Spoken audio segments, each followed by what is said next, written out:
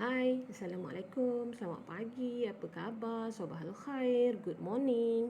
Baik, hari ni kita sama-sama lagi dengan Cikgu Nora nak cerita tentang haiwan. Okey, apa yang ada tentang cerita haiwan? Unit 3 dalam tahun 5. Okey, jom kita rujuk buku teks muka surat 49 dan 50.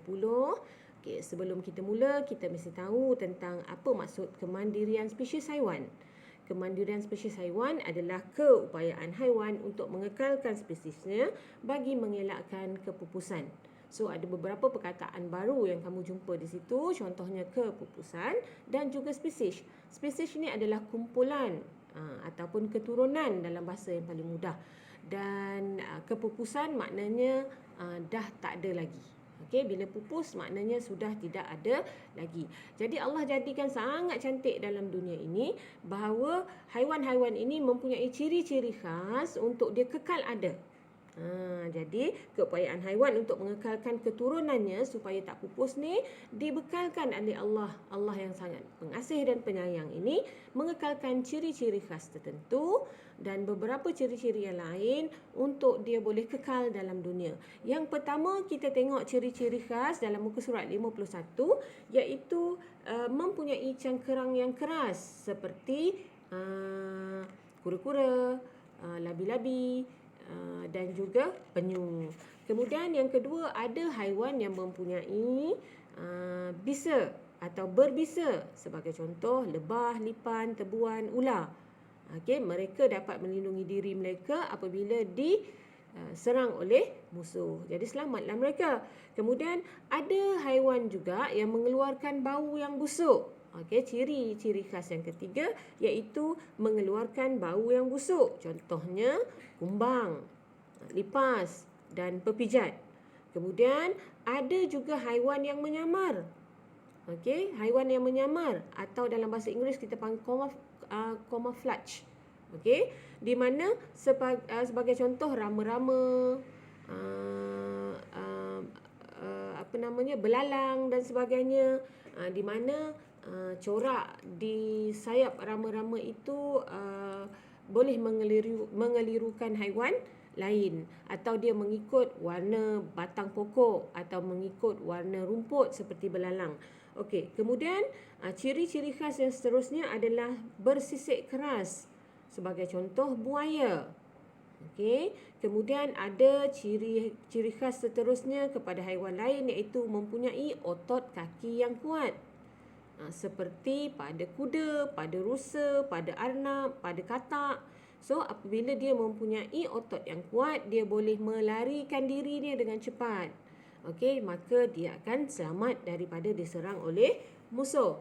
Ciri seterusnya adalah bertanduk tajam ataupun mempunyai tanduk yang tajam. Contohnya rusa, kerbau, seladang, lembu. Okey, haiwan-haiwan ini dapat menyelamatkan dirinya dan menyerang musuhnya semula apabila mereka diserang.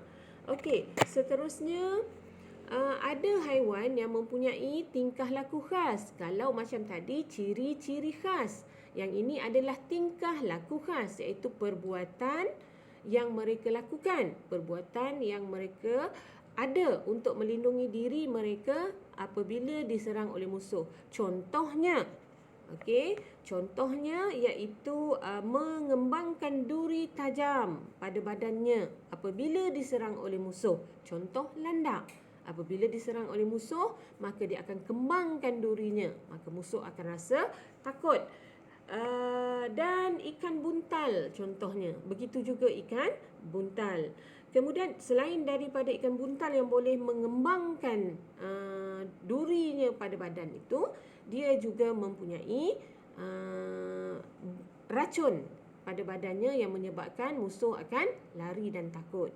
Kemudian seperti cicak, ciri-ciri khas atau tingkah laku khas yang ada pada cicak iaitu dia akan memutuskan anggota badannya apabila rasa terancam, apabila diserang oleh musuh.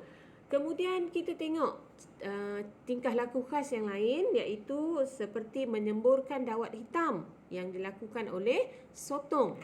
Okey, seterusnya ada haiwan yang memasukkan dirinya ke dalam cangkerang yang keras untuk melindungi diri. Contoh, kura-kura, siput babi. Okey. Dan ada juga haiwan yang mempunyai ciri-ciri khas menggulungkan dirinya apabila rasa terancam seperti terenggiling dan ulat gonggok.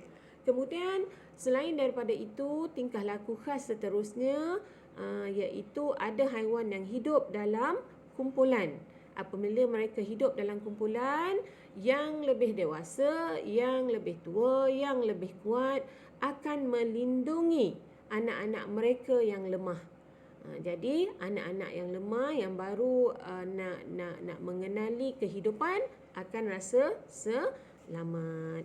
Okey, itu saja tentang ciri-ciri khas yang ada pada haiwan dan tingkah laku khas yang ada pada haiwan yang mereka dapat menyelamatkan diri mereka daripada diancam oleh musuh sehingga menyebabkan mereka mengalami kepupusan. Okey, kita akan jumpa lagi. Okey, bye-bye. Assalamualaikum.